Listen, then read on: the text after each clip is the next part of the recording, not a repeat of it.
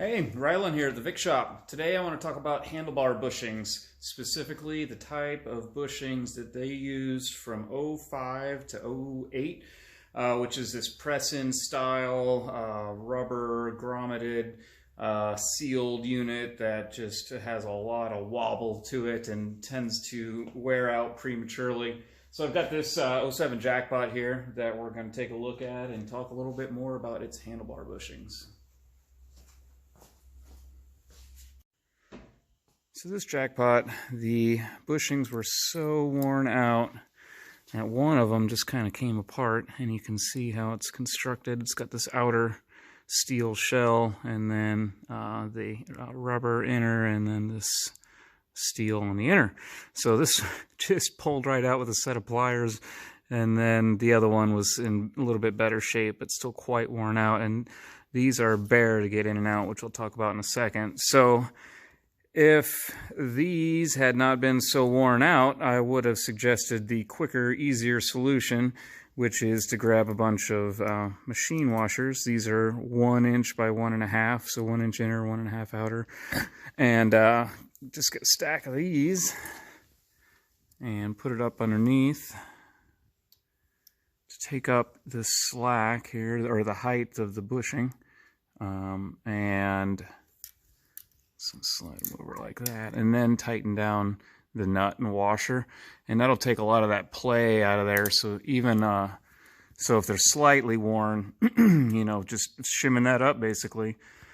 But these obviously were not slightly worn, and I had to take the bars off with my center lift here and replace the bushings, which is no easy feat, especially since this one was just the steel jacket.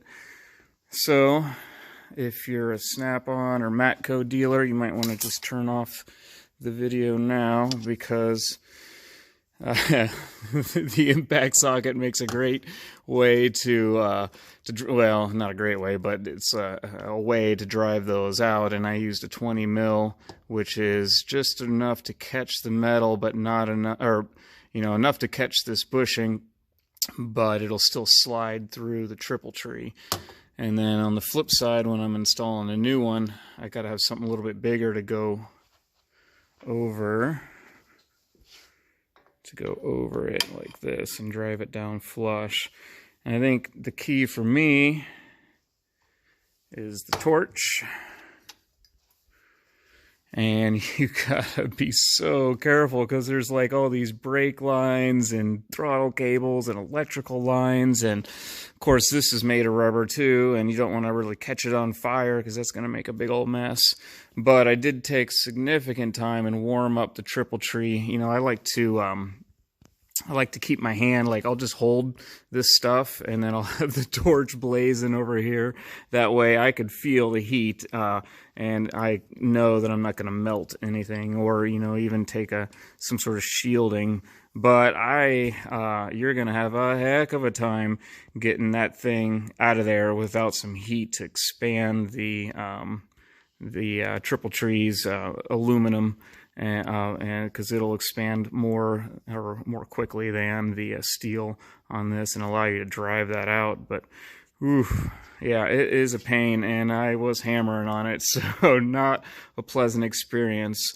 But that's a quick and easy way to get all your to get access to this without having to take apart your bars and everything. Is just find some way to suspend it from the ceiling, pull those up a few inches, shift it out of the way.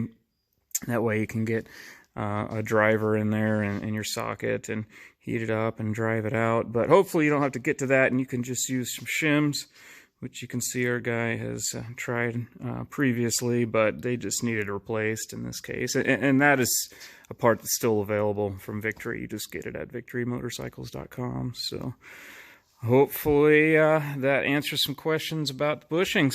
Enjoy!